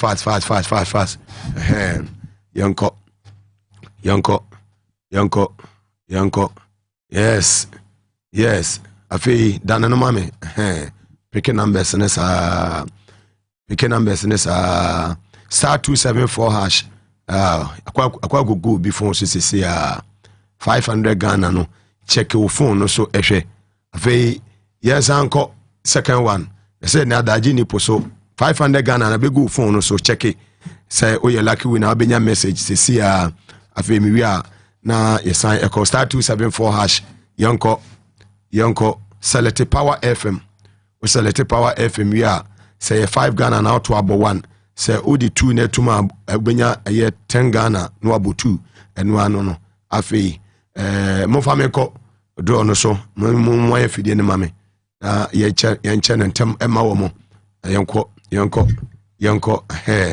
nti say america ama 500 akoto bi phone no so no say wa we ni a no wa me aso ate baby a wo ene baby a dwumadi a wo ye ne de wo discount be sisi a me say che another 500 sisi a nti also be lucky winner star 274 hash no wa select Power FM o select Power FM ya na afei what the scanner atom at the amame 5 Ghana 10 Ghana 15 Ghana 20 Ghana obe wene big inti fatum emame na fe yenko ne saa winners ni bia ba ho no so na mode na mame yenko ye third draw no so star 274 hash third draw obe lucky winner obe select Power FM number 1 afei third one eko no ti say medical che 1000 Ghana ana distance no me say chemo 1500 Ghana ede aka ho nti sisi ewie 2500 wiki bia ye 50000 ede ama ye tifo ene ahwefo nti we de bia na so akoye lucky ye na ewa adwuma mu ade ye say ye nchema yarefo ne ye tifo nti wo tu bi enyi nti emre terms and conditions ya ewo mo no nti yanko star 274 hash so obeye lucky winner na afei well winners ni bi aba ho no so a madawroma mo betimi ama me ni wo mo atwetwe enkomo live on TVS Wazet and also on Power 97.9 FM enya winner awa homa no so ana also we lucky winner e bia wo bia scan abegu phone so scan abegu phone so sisi e ka say scan abegu phone so ti sisi amache 1500 Ghana medical che 1000 Ghana masache 1500 Ghana. Well, mamenko menuaba Mary awuzi asafo so na yenhwe asofo me budget mi hu hwe oh David yenfa budget no to be yenhwe prophecies aha se eba Ebenezer akasa prophet 1 na prophet ampansanso ono so akasa muga ansa na meko me refi ade baako mate se MPP for ne omo pese asem omo water ne down ne kire so possible crash obi na de sika ne che no one edika kire mu dada se obi kura ntimi nchen $1 million cash ye Ghana ye mra no permit sa system no it is either say nipa kro no de be che no oye cocaine na oye fraud na oye some kind of illegal activity na this is kana be che no so ye criminal Mahama obi che no Ford yenim kwan a MPP for mo kasa fa ho eye hu dede e ma ahra de hwehwe mu nyina eso car no kra anyo na na etwi o de che aban o de che Jubilee House mate so na bodam botwe na na etwi sa car no ana mo kwa ye ni ade a eno ma wom so yenti no hello Mugabe Misaka aya odi me bia kasa free ya kasa free Sakuma no ya private Sidonia okay unya sen menya 500 Ghana yes tiskano de koye den nyame adomi di bia ni sakata nyame shiao ko so ati Power ni TVS Wazet why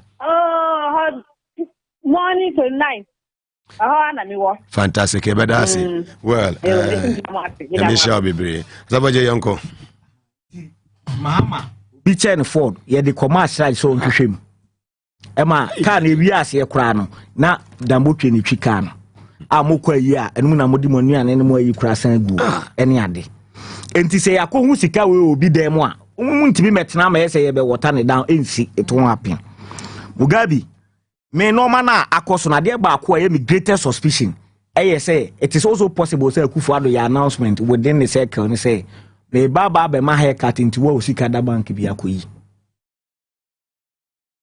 time on be DD pinisa domestic debt exchange program said ye be ya on be use kan nyina be gu fi no na points ni be save na haircut ni kan. These are the only possibilities. Otherwise it is only through illegal means and how the benya says ka we e them. They make what who appointee kura oji sika kese no uchiri haircut Wuti haircut. Ordinary Ghanaian na modi ahokyra ba beto no so. When the pensioners obu peska kwato aduro no, e na omo de mutwa omo haircut. Eno ye one. Mugabe made the akwoso no enye me nwanwa. Unim say the year 2017 na me hwa ade BCC a. E na me hu say MPP aban Akufo-Addo ba ye ya na eni Ghana web. Ghana beat Colombia in cocaine consumption ranking. Eni 23rd October 2017. Omo ba Akufo-Addo ba ya. Ena cocaine consumption Ghana be 2 US ebe 2 Colombia mu nyina Barbados amutu amu nyina me say enie eda Ghana we besi no bia betimi a cheke enti chese omo ba no mu kuro madwen eno na Matiami do describe ne say or a mother serpent of corruption chese wo ba tan a ni ti ye nso a wote na hini mu a kata se ne pro ni dream die ekoso wo na mamu dabo ne ma what you say wo wia na ne ba ne so wia na make a tell my Mary says kana egusi sila da padem yeah me say for all you know no oye says ma aban mu mpanimfo bi mu enya ne dia say ne personal money kickbacks ne say on na jigu dem na who letter na Akufo-Addo issue ye no my dear Cecilia Dapa asem ayen kan wie ye kra no president say wonim say Cecilia Dapa e clean it is either the president knows the source of money. The source of the money, no, ebia no man paninim. Tino, yes, sure, damn sure, say the conclusion of the investigation will come to the point, say, Yanedia. And untina making what BSC to say. For all you know, Sikano. All right. Or the report to Mancrophobia. Meaning what you say, ya channel Sikano fan ho eko good them. They do an adua ya the car, ya suma boys. Ako say scan the akoba before. Enti enya nwanwa kura say enya me nwanwa Mugabe me choosing my words carefully enya me nwanwa kura say sika ne be Akufo-Addo dia a oye sesima no famisi prophecies here be ansana me ba prophecies no so na me pese me ka me bi kaka de Cecilia wa ketu very brief asem ahometesem because yeah man yeah dey affect ye Mugabe Maase afoje na me ba afoje wo ka bibi say official say source of we no ye nkofo bi enim sources ne mu ntini adade me so madwen mu so no obia wo more than sanyoma ne bi won fi it ye ma me no share of the national cake say $43 million now the co clinic got us no ye ne de be 10 15 $20 million bi oje ye no kickback no bi no ene da fie ho ne ekofae enti me so madwen no wo ka say bia mpanifo bi beje won ho de anache say ne o mo che de ankenye nwanwa na emom no me so say abawe mu ministers no obia wo more than that ye onkofo bi Ken Gabi bedi atuo no mo ne ada o mo more than we ye peanut to them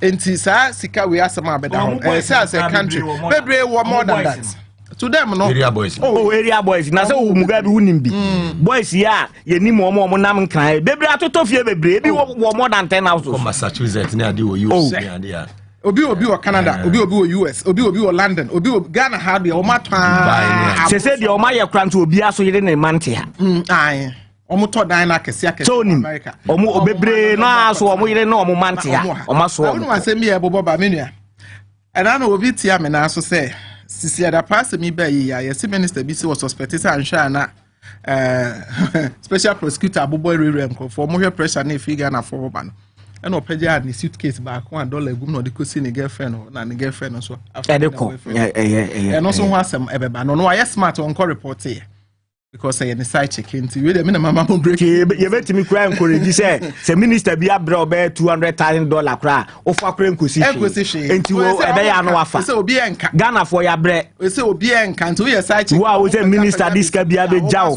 fako wo betimi afa enko ba bia Ghana sika yeah, we're part of the national cake. We Colano slide no move try and na this. Oh, so wa kukodro so a focus CID na ko report. Ya ba mu mpanifo ba ko sesi ame no kase. Che say we so say ansha na aba ne fie. Suitcase Maase no dey akose ne girlfriend fie. Na ne girlfriend so kwanya say bi fie or rent no ato fie ama no. E boy report here say ya. Asema me ke nipa ko ni. Anase Mugabe, nye last week ya na presidential staff abako so. Am Roberts call ni fie ya ko say sa. Ada refi. Oma ho de dollar ni gugu dem. Ti na mse ma Akufo-Addo nye resha. Ma Akufo-Addo nye resha for ye resha for you. Now the good thing is Minister was high MP or I just say one come wasem. Ebia say be one report to the nipa na first can. On report here. And we know inner cycles ni bi na etia ye na so kakra na enye bi. Ya hunu so amoni gumba obesen wie o. Odi besem obewi ashem. The oba na de and am on trim na bi. Onya twe so nko ade o mo so bewi ashem. And they say side chicks more time when you mum necessarily that es gas akura be compensated be if you Mugabe asem na ye can e serious o. Eh serious o. Say me say Ghana peja a whole suitcase of dollars and only God knows the amount in the suitcase or the call yes or the call in the US.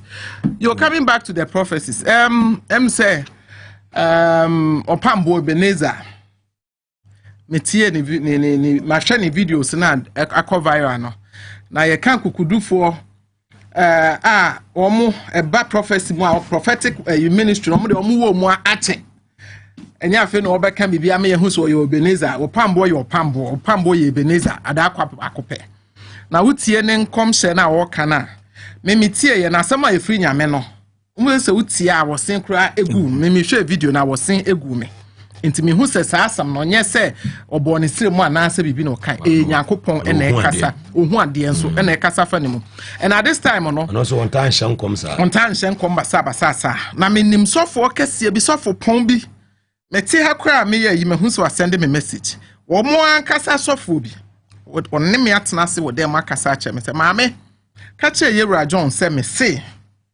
nyankopon de akonwa no e de ama no bibia ne ho betumi asesa no na me gina wa fidie yi so aka to prophet Opambo de so ene sofo yi a oye omo ankasa non pastor pacho me modin ba kono se ba kwese o maba o me am president sofo ono de amponta hu ma hye no so ena de me ke de omo ankasa sofo a oye omo ankasa sofo a me bodin aga na haja betom me modi wa freme ene makasa osma me bibie ni ho a MPP aban wasi NDC for kra no senye bia gini NG ehuni a anke beka senke yendap kra no ye bet kan ba no be 7 December na John Mahama na wadin kunim enti sa prophecy na eba no yenhwe honhom fam de nyame aka no waka ena ye ba honam fam nso a NDC so no se konhye bi se ba ye mutu ho anamon ye tu ho anamon ho hia pa ye tu ho anamon konhye ne basa na ma ye ho adwuma konhye ne basa